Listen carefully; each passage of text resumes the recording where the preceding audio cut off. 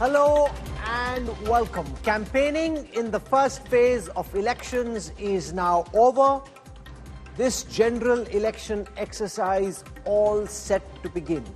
On this week's edition of the Political Stock Exchange, we'll rev up and introduce you to the Election Intelligence Dashboard 4.0. Lots of exciting new changes, lots of interesting data sets, real-time analysis, the most powerful election number cruncher in India.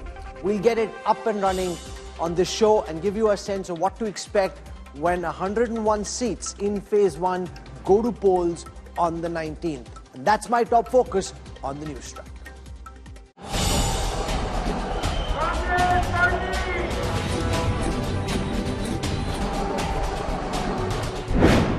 "14 states,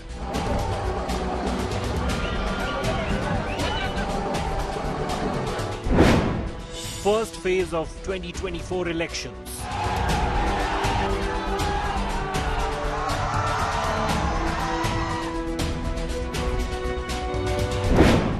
High-stakes war from Tamil Nadu.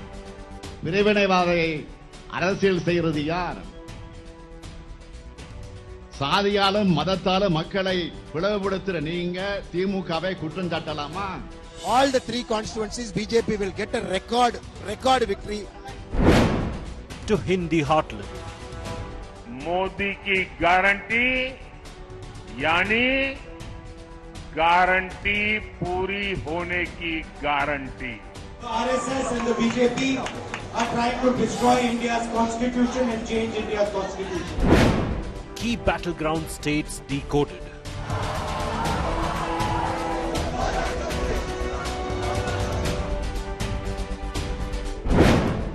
Who has the edge in round 1?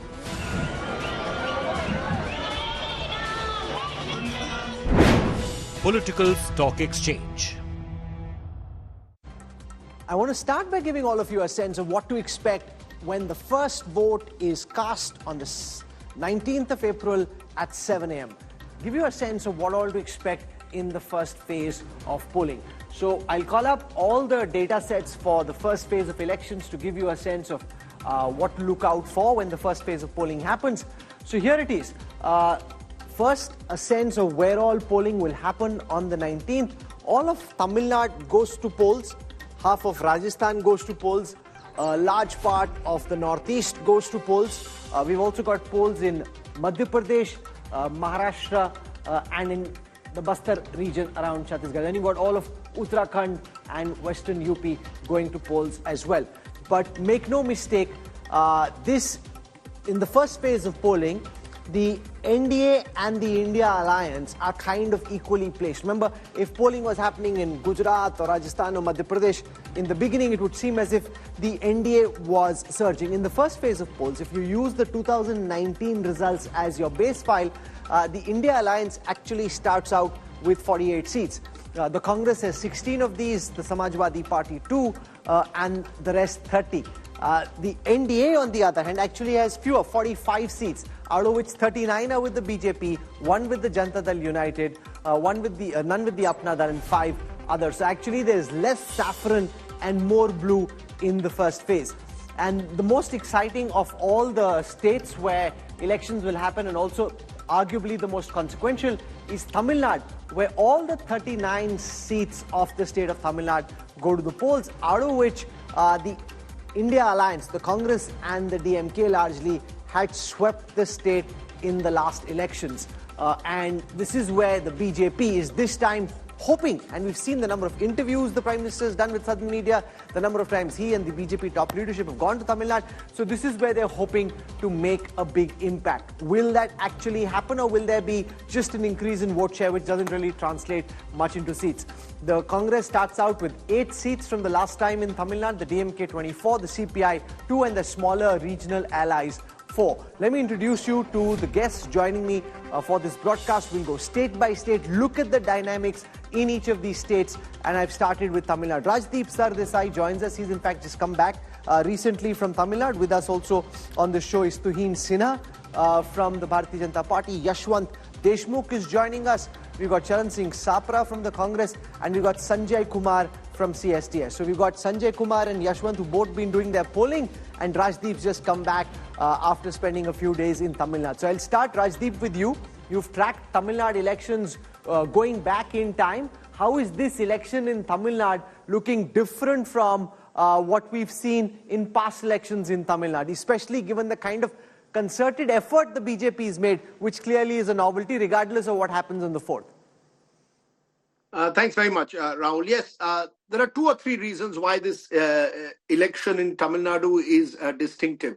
One reason, of course, is the concerted push that the BJP and Prime Minister Modi in particular have placed on Tamil Nadu in this election. 9 trips in the last 2 months, more than any other state in the country. The Prime Minister has visited Tamil Nadu. Now, that is not just off chance. Clearly, the BJP is seeing an opportunity to increase its vote share. I make the distinction, vote share, not so much seats, but vote share, and position itself as a potential challenger for the future. That's distinction number 1.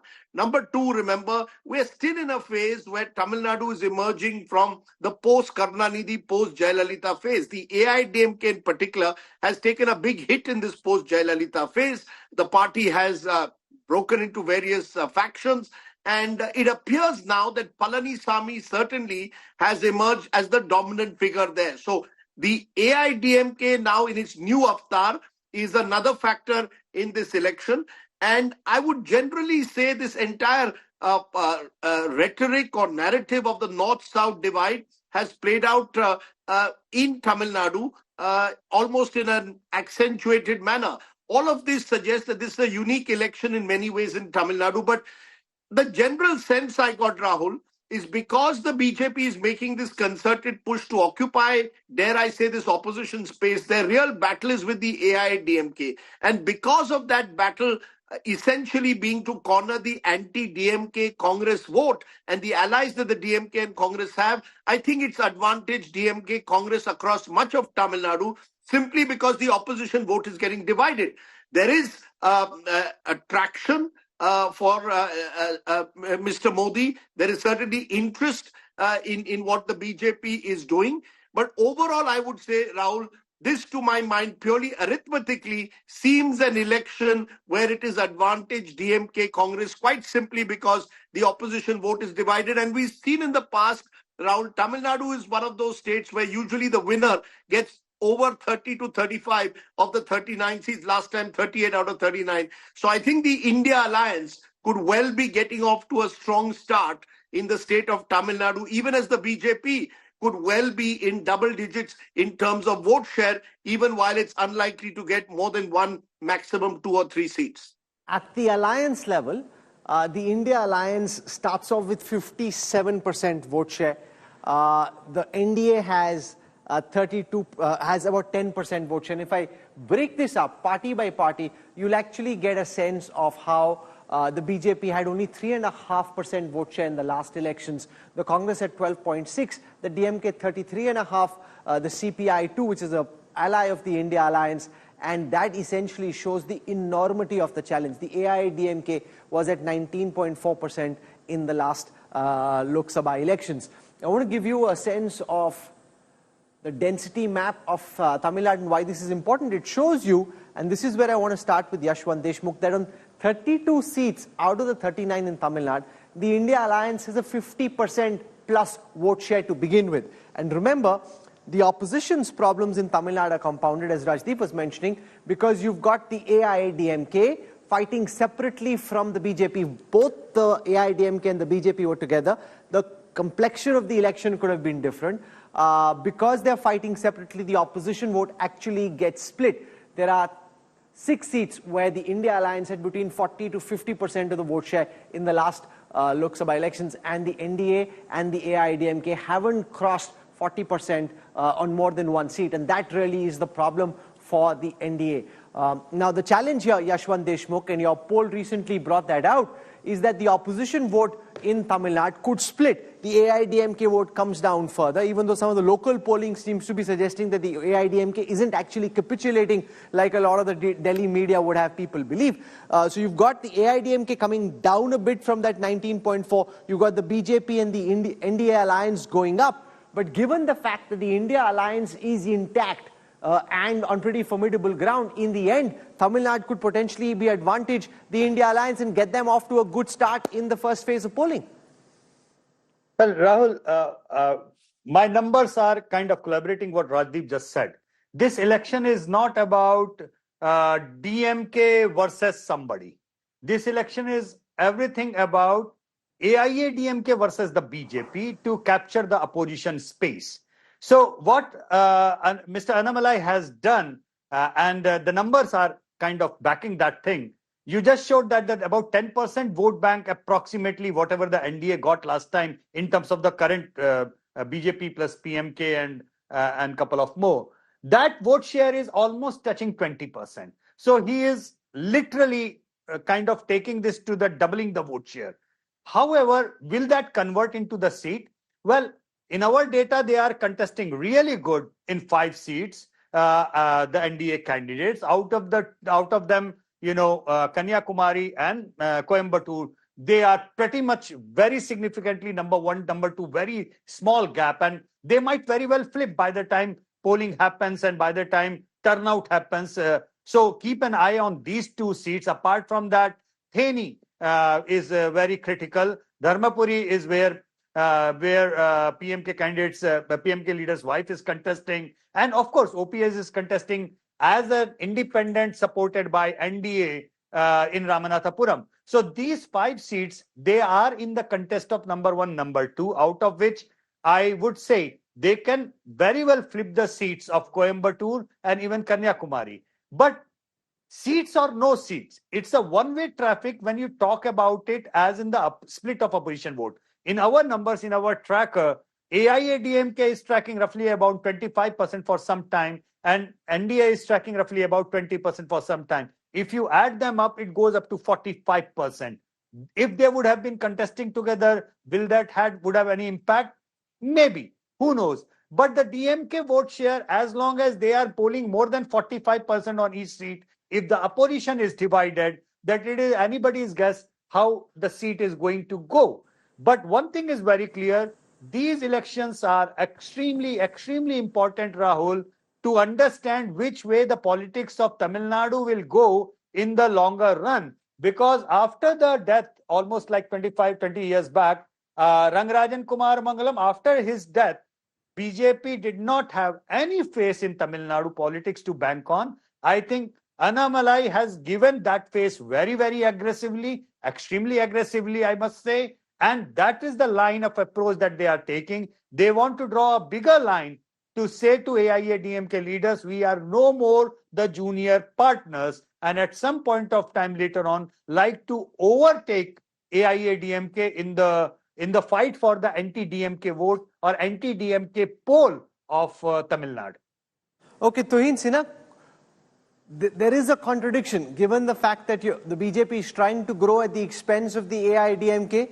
But what the election intelligence data shows is that given the fact that both opposition parties are fighting separately, and given also that the India alliance is intact in Tamil Nadu, it's actually advantage the India alliance, and that's what gets Mr. Chapra confident that when they get this election off, at least in power play in the first phase of polling on those 100+ seats, the India alliance will get off to a pretty solid start. Well, good evening, Rahul. Good evening, everybody. This will be a watershed moment in Tamil Nadu's politics, because with the way the BJP support has grown under the leadership of Annamalai is nothing short of phenomenal. Now, I do believe that the vote share eventually will be over 20%, and we have a strong chance in at least 6 to 7 seats. That includes Kanyakumari, that includes Coimbatore, Chennai South, Dharmapuri, among others. You know, our messaging has been very crystal clear. We see Tamil Nadu as one of the 5 important states that will be the first to touch $1 trillion economy. Tamil Nadu is going to play a very crucial role in our Viksit Bharat journey. You simply cannot afford to have a dispensation that DMK and Congress provide, which is essentially divisive, which is anti-Sanatan, and which thrives on a divisive agenda between North and South India, besides having a pro-radical mindset. And this messaging has struck a chord with the people of Tamil Nadu. So you will see on the voting day, you will see a surge in favor of BJP, and BJP will throw a surprise that will surprise many of the pollsters as well.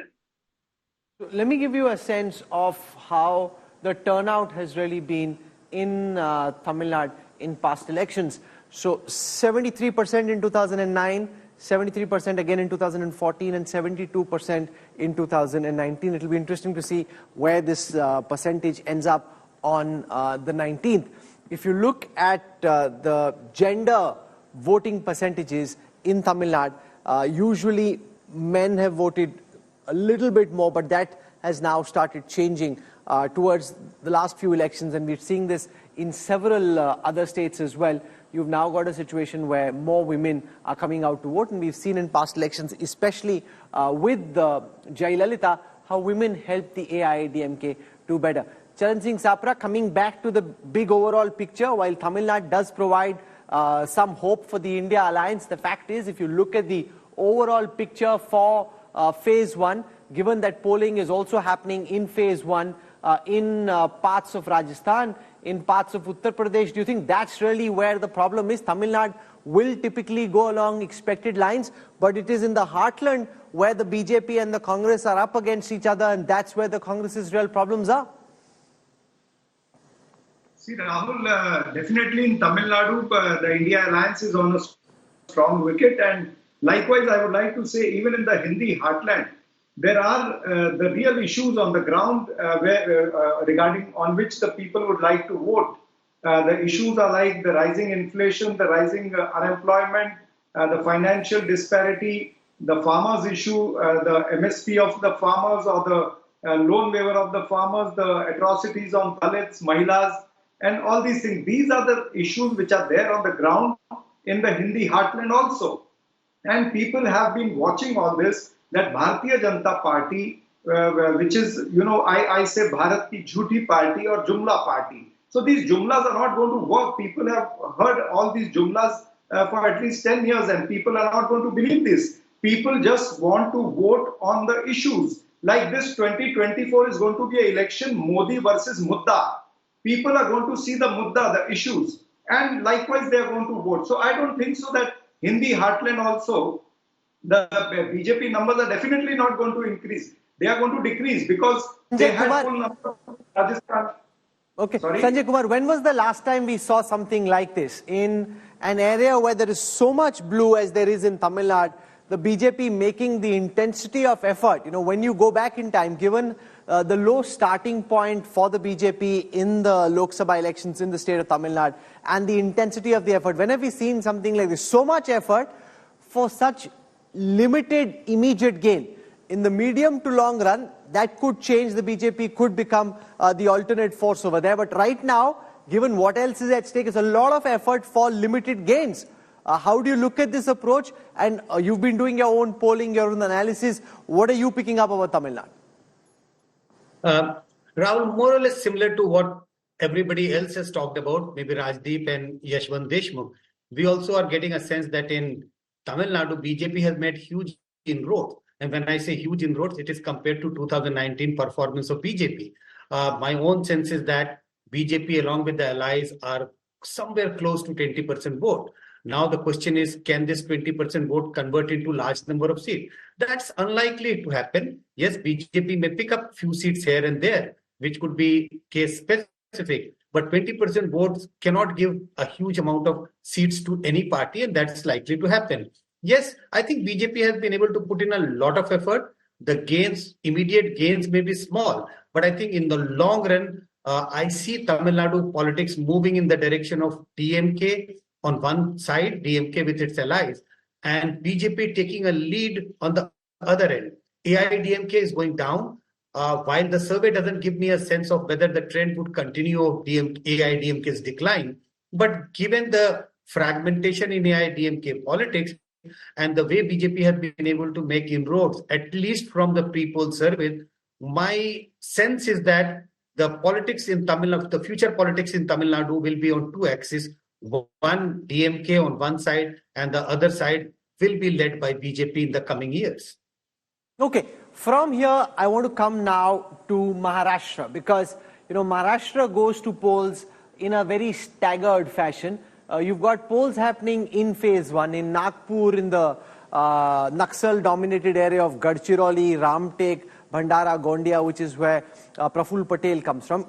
NDA has four seats. The India Alliance has one. And the question really is, and I want to go to Yashwant Deshmukh, because given how much of a hodgepodge there is in Maharashtra elections and how many parties and leaders have switched alliances, do you think this is where the maximum fluidity is, that while other states are likely to proceed along reasonably predictable lines, it's in Maharashtra where netas, voters, pundits, pollsters, they're all equally confused?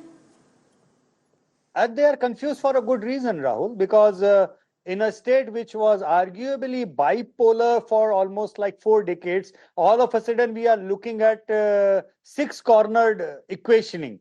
And it's not that the contest is six-cornered, but the equationing on the ground is six-cornered. And it totally depends on which particular alliance partner on which seat is contesting against which particular alliance partner of the other side. So that's what makes it a very, very painful exercise. Interesting, I guess, to an extent. It's interesting to see the swings on the issues if they are, but it's very difficult and painful to study the swings which are coming out of confusion.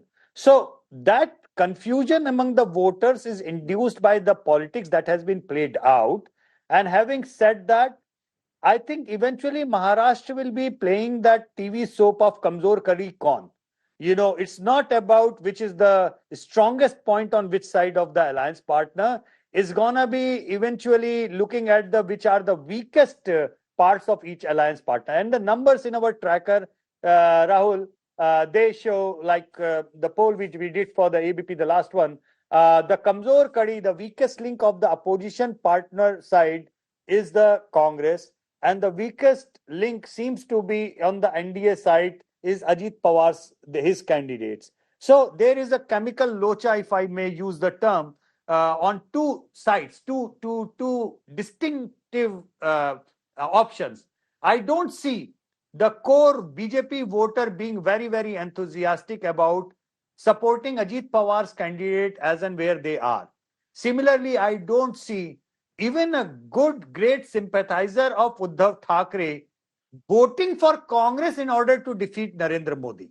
So there are two severe contradictions in the thought process of the vote banks, and it has been induced by the partisan politics and the decision makers on the top. So it is something which is confusing. It is not very enjoyable till the point of time actual results come out and we know how it has played out. By and large, what I see between the India Today MOTNs, which we did for the last 2 years, particularly when we saw MVA being being the dominant position, until the point of time in January when we saw that NDA is not only catching up but actually now taking over. It is the overarching presence or the popularity of the Prime Minister Modi. In Maharashtra, at least, nobody should be confused that if the numbers or the mandate comes in favor of the BJP or the NDA, it is because of anything which to do with the local popularity of the local leaders or the local government, because numbers are very clear. The current state government is not very popular, but Mr. Modi's popularity is what is working for them and trying to pull it out from that negativity. So if it works, good for the BJP. If it works for the BJP, nobody should draw any conclusion for the upcoming assembly elections in Maharashtra. That is the red flag that I am giving to our viewers. Okay, let's look at the vote share density map of Maharashtra. On these 5 seats, the NDA Alliance had 40% plus votes on all the 5. The India Alliance had between 25 and 40% on 3, which basically means that the NDA Alliance in the initial seats of Maharashtra far more strongly placed than the India alliance. Sanjay Kumar, you've been doing your whole polling and analysis. It's really a question of who can carry the sentiment of the voter. Will Uddhav Thackeray prove that he is the real inheritor of Balasaheb's legacy, or will Eknath Shinde be able to pull that away? Will Ajit Pawar, the nephew, be able to outsmart and outfox his uncle Sharad Pawar, or will the uncle show that he's the boss and the real satrap? That's really why, even though there's just 5 seats up for grabs, my sense is in Maharashtra, in that Nagpur, Ramtek, Gadchiroli belt, what happens could potentially set a trend and a pattern for what may happen on the other seats when phase 2 and phase 3 happen. Rahul, I'm not sure whether whatever trend which we witnessed on the 19th, while we will not get to know what happened on the 19th in the 5 constituencies which goes to poll, I'm not sure whether this would be the trend setter for the next few phases of polls in Maharashtra. But yes, we always say a good start is always helpful for a party which makes a good start. Like in a cricket, we always say a good opening pair at least lays the foundation. So we expect that to happen, but I'm not very sure if that's likely to happen. When it comes to the support base, you were asking about the sympathy. My own sense is that sympathy is on the side of Sharad Pawar. Sympathy is on the side of Uddhav Thackeray. But at the same time, we should not forget that the formal party is on the other side, because the symbol is not with Sharad Pawar. The party symbol is not with Uddhav Thackeray. It has gone to the other side. So it is a tricky situation. Tricky situation not for the voters, but I must say it's a tricky situation for people like me who want to do the polls, make projection about seat. That's a very, very tricky situation. I get a sense that Maharashtra is heading for a very interesting contest. And when I say interesting contest, I see both the alliance poised in a very keenly contested election. Very difficult to say at this moment which side is ahead, even by inches. I'm talking about the entire Maharashtra. I'm not specifically talking about the 5 constituency which goes to poll this Friday. Oh, sure, because the last time we had a situation of so much fluidity, from what I remember, was when the Aam Aadmi Party was new on the scene in Delhi. You could say that, okay, this was going to change political calculations, but you couldn't be certain of the extent to which the political calculus would change, because it's a new force. So it's a bit similar to that, where you've got rearrangement of the political chessboard, and therefore you don't know how ultimately each of those players will demonstrate their strength and flex their muscles. Tuhin Sinha, the point that Sanjay Kumar makes, that sympathy seems to rest with Uddhav Thackeray and Sharad Pawar. And while, of course, you've got Prime Minister Modi being on the ticket, and that could be a big factor in all the phases of polling, but the fact that the underlying sympathy seems to be with the original gangsters, the OGs as it were, that could potentially complicate what happens in Maharashtra and make Maharashtra one of the most pitched contests in the 2024 Lok Sabha elections. Well, Rahul, let me assure you that there is no confusion in the minds of voters. It's not a tricky situation at all. Like you rightly said, these elections, the Lok Sabha election, should not be delinked from what happened in the assembly elections in 2019. And the 3 people who enacted perfidy, who subverted the mandate, Uddhav Thackeray, Sharad Pawar and Rahul Gandhi, are on one side. People have seen how they destroyed the governance in Maharashtra for 2.5 years and how they brought about a Vasuli Raj. So I think they will be punished. People have made up their minds, they will be punished. Now, if you look at the seat sharing and all that from the last elections, last time BJP had contested 25, it won 23. This time we are likely to contest around 30. There will be no difference in the percentage in the percentage of seats we are going to win. But the problem with the other side, the Congress party and Uddhav Sena, is that today they don't have candidates. They might have to, put out advertisements in newspapers for their candidates because they are struggling with candidates in Mumbai and in other parts of Maharashtra. So I don't think when it comes to the total tally, last time NDA had got 43, 23 to BJP, 18 to Uddhav Sena, 1 to Ramdas Athawale, and 1 was an independent who is now a part of BJP. The NDA will continue to get at least 43. Now the remaining 5 can be shared between Sharad Pawar and the like. Okay, from Maharashtra. I want to come now to the Hindi heartland and show you what's happening in the heartland, because this is where the BJP starts to get confident and troubles seem to start for the opposition. I'll show you first up what's happening in Rajasthan, because a large part of Rajasthan is going to the polls. There are a total of 25 seats in Rajasthan. Out of these 12 going to the polls, 11 of them are currently held by the NDA. And if you look at the vote shares in Rajasthan, it gives you the kind of confidence that the BJP has, because their vote share is way more than that of the Congress. 55.4% for the BJP versus 36.5% for the Congress, and almost 20% gap between the BJP and the Congress. And this is what gives them confidence, that there could be, there are some murmurs of Rajputs and Thakurs being upset because of what happened in Gujarat, some of that murmur being seen, but relatively when you've got a 20% gap,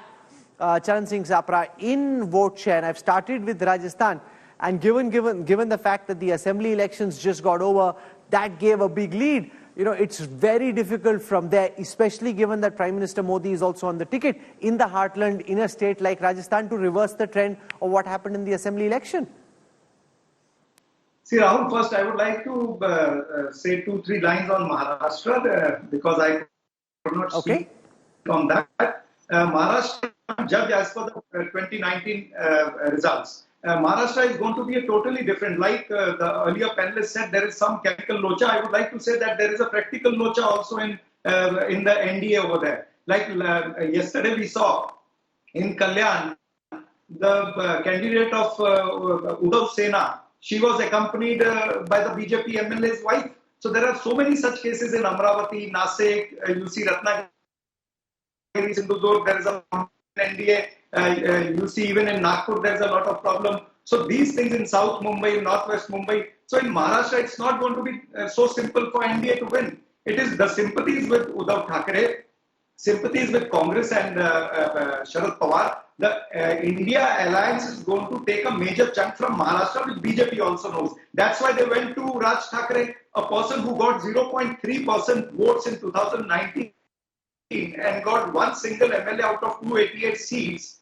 And Amit Shah had to meet him. So see the compulsion in BJP with regard to Maharashtra, Rajasthan. In Rajasthan, like I earlier said, there are real issues on the ground on which people are going to vote. Plus the electoral bond issue, a very lively issue when Prime Minister is talking about eradicating the corruption. And then he's endorsing the electoral bonds which were stated unconstitutional by the Supreme Court, not by the Congress party. The Supreme Court said that it is unconstitutional. There is quid pro quo coming out of it. We are seeing chanda do, dhanda lo. We are seeing contract law chanda do. We are seeing that BJP government has done a vasuli in form of electoral bonds. So these are the real issues on which the people of Hindi heartland, including Rajasthan, are going to work. Let me pause you for a second and put that question to Yashwant Deshmukh, because in the first phase of polling, it's seats like Alwar, Bharatpur, Bikaner, Churu, Dausa, Ganganagar, Jaipur rural and the city, Jhunjhunu, Nagaur and Sikar, which are going to polls. And it is true that there are some local level issues and some murmuring of discontent. But is that enough to cover a 19% vote share gap? Or do you think, given that Prime Minister Modi is on the ticket, it's state like these where the result is almost definite, the only thing that could be up for grabs is whether the BJP loses on the margins? One odd seat in Rajasthan, one odd seat in Gujarat, a few seats in UP. Or do you think potentially it's very difficult to be able to do a hat-trick of a clean sweep? Well, our tracker has consistently shown for the Lok Sabha voting behavior of 20% plus gap for the BJP in Rajasthan. It's been consistent over there, but couple of aberrations would always be there because due to the local factors, Rahul. So having said that, we cannot generalize the aberration and count that, okay, couple of seats here, couple of seats there, and when you count everything in, that will count like a drop of 40 or 50 seats. Well, if the aberrations are to be counted, then we have to count the aberration on the other sides as well. We have given 39-0 for the opposition, the India Alliance, but the aberrations, I counted you 5 seats in Tamil Nadu. There are aberration of 3 seats in Kerala. So just the way we have given 20-0 in Kerala in that way, because the vote share gaps are huge, the aberrations can go anywhere, but then aberrations have to be seen in a perspective, broader perspective, that if they happen everywhere, and then they happen in a equal kind of opportunity. Everything that can go wrong for the BJP and will go wrong for the BJP. Yes, I understand that happened in 2004, but that Sanjay Bhai, can confirm to you that baseline of 4% vote where the Congress was leading the BJP in 99 is now a baseline of 18% deficit. Today in our trackers, BJP is 40% plus, Congress is hardly at 20%. That kind of a baseline, you cannot expect an aberration. Everything and anything that can go wrong will go wrong against the BJP, and not think the other way around, that anything and everything can go wrong with the opposition can go wrong in that direction as well. So Kumar, yes, build in on that, Rajasthan, because aberrations will happen, but that's not a generic thing to happen. If the gap between the winner and the runner-up is less, then the election can be considered to be finely poised. But when the two parties start with a 17% vote share gap, and the polling suggests that the vote share gap could actually be 20%, does that then make it almost impossible on polling day for the Congress to be able to spring big surprises in the Hindi heartland, given the sheer gap? You know, the BJP could come down on a bad day a few percent, the Congress and the India Alliance could go up a few percent, but the gap still is so monstrous and so big that it's very difficult to bridge. Rahul, I will pick up one word from what you have said, almost impossible. Yes, I agree. It is almost impossible. If we were looking at the assembly elections, that could have been possible, because in assembly elections, it's a more keenly contested election. But we have seen in the past 5 years that people's vote choices have been very different when they vote for assembly election. It is more guided by the local consideration. But when it comes to voting for the Lok Sabha election, it is a vote for Prime Minister Modi. We should not forget about that. And his ability to pull votes for the BJP candidates, even if the candidate is unpopular, has been demonstrated time and again. Even in the assembly election recently, we saw Madhya Pradesh, Rajasthan, Chhattisgarh, though BJP did not project anyone as the chief ministerial candidate, but BJP sprung surprises in Chhattisgarh for many, because many people expected Congress to return to power in Chhattisgarh. So we have seen that Prime Minister Modi's ability to pull votes in favor of BJP has been enormous. We know that if we go by the 2019 Lok Sabha election result, or even in the assembly election. Yes, in the assembly election, the gap between BJP and the Congress is very less, 2.5%. But if we look at the 2019 as the base, it's a huge gap between Congress and BJP. And from the recent survey which we conducted, the pre-poll survey, we almost get a sense that Congress has not been able to bridge that gap. So my own sense is that almost impossible. Just borrowing the word from what you mentioned. Sure. You know, the other Almost interesting thing that will happen on the 19th is that the Union Territory of Jammu and Kashmir will see polling once again. It was a state, then the statehood was taken away. Now, Jammu and Kashmir goes to polls again in phase 1. It's in Udhampur where elections will happen. And I want to show you what happened there last time, because remember, Jammu and Kashmir is where the minister in the Prime Minister's office, Dr. Jitendra Singh, contests from. So in Jammu and Kashmir, a total of 5 seats. I look at the first phase, which is where Udhampur goes to polls. And in Udhampur, Dr. Jitendra Singh had about a 60% vote share in the first phase of polling in the 2019 election. So if I were to take you to the seat of Udhampur, in Udhampur, Jitendra Singh with 61% of the vote share, Vikramaditya Singh, the local scion, at 31%, and that's again the gap. Remember, polling in Kashmir, as it is in Maharashtra, Bihar and Bengal, also very staggered, but at least the good thing notionally is that polling is returning to Jammu and Kashmir. You've got the Prime Minister and the Home Minister having confirmed that assembly elections will be held soon after, and that before September, in any case, the courts have said that there has to be an assembly election. What do you make, Yashwant, of the strategy of the BJP to do assembly elections separately and Lok Sabha elections separately? Could they have hoped that if assembly and Lok Sabha were held together, they may have done better, because an assembly election will then get very, very localized on local regional issues? Well, on the contrary, the tracker numbers actually were showing that assembly elections might not have been very favorable in that way, for the BJP. So they didn't want probably to confuse on that, and they wanted to keep the Lok Sabha clear in that way and then build up upon that, because a lot of local delimitation has happened, Rahul. It's not an easy thing to extrapolate the thing. So probably under the new delimitation, they would be in a better position to understand what the Lok Sabha numbers throw, and they can make a plan, and that might be the reason. Another thing, to give due credit where due in that way, Jammu and Kashmir elections are going to be under the shadow of really, tight security system. I think as and when they will decide to have the Jammu Kashmir elections, it is very critical, very important, and security plays an important role in that. So I think they would like to keep it separate. So we've spoken of the Hindi heartland, we've spoken of Tamil Nadu. I want to spend a moment on the Northeast as well, because in the Northeast on the 19th, large parts are going to polls. In the upper Assam region, in Arunachal Pradesh, I want to go to Yashwant Deshmukh. It's in upper Assam and in the Northeast. That a very exciting contest is underway, because this is where the Prime Minister thinks that the work that he's done over the past 5 years will find validation, because a lot of development effort being made in the Northeast, and the BJP will hope that what used to earlier be an area of weakness will get cemented as an area of strength, Yashwant. Absolutely, and Northeast is a very, it's talked in a cohesion as a one unit, but each and every state's politics is very different. BJP right now has a very clear individual independent politics in Assam, Arunachal Pradesh, Tripura and Manipur. And Manipur's problem has been making international and national headlines, and there is a crisis, I understand that.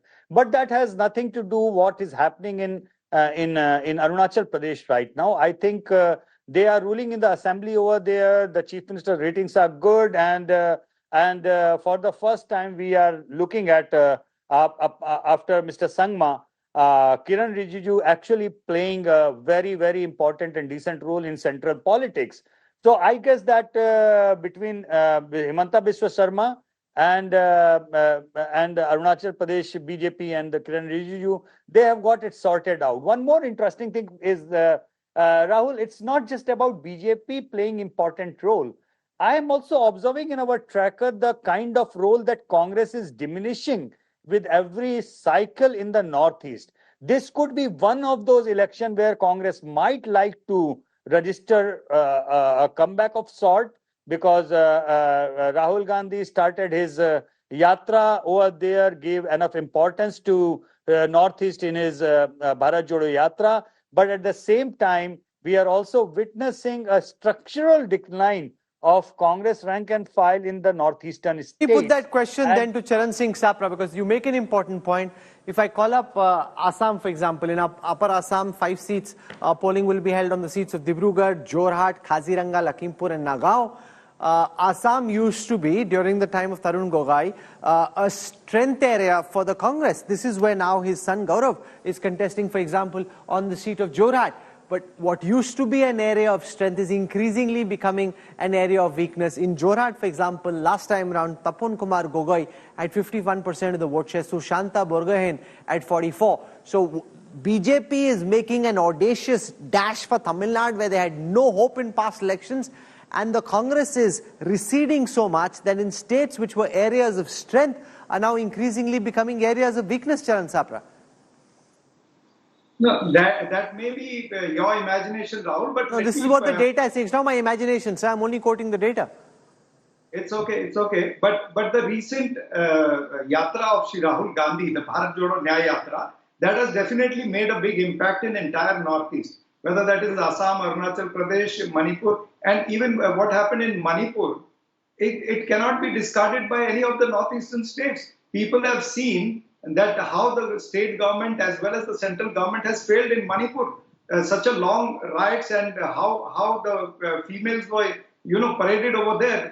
I need not repeat everything today. But people of Northeast are not going to forget this, that the double engine Sarkar has miserably failed in Manipur, and they can mention Manipur, so let me call that up on the screen. On the 19th, elections will be held in Inner Manipur as well.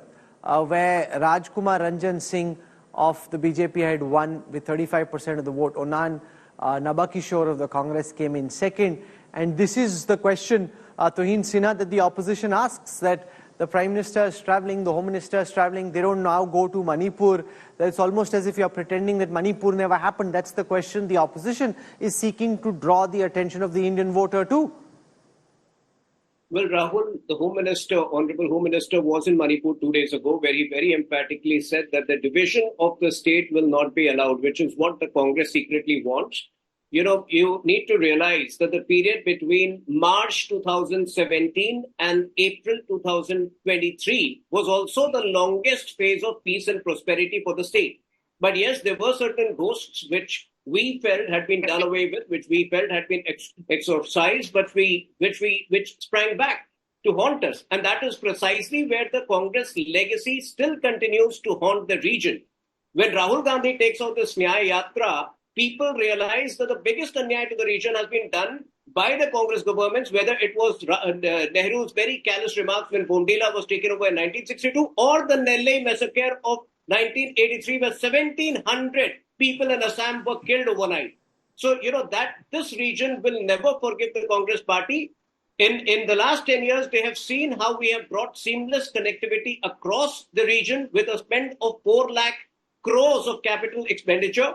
The airports have gone up from 8 to 17. There is complete cultural integration. You know, something like the Hornbill Festival today draws people from across the country, which was never there 10 years ago. So these things are visible on the ground, and which is why the Congress neglect of that region is still fresh in the minds of people. So both the parties have said what they had. I don't want to turn this into a political slugfest, because that's not what the political stock exchange is about. I'm very glad that the Election Intelligence Dashboard 4.0 is up and running. You'll see this in action from today till the 4th of June and even beyond. The kind of insights we can pull out, far deeper, incisive, than anywhere else, and I hope that you will enjoy this journey as we build out the Election Intelligence Dashboard, bring out the results and the analytics for you, and help you make sense of what really is at play. Thank you for tuning into the Political Stock Exchange.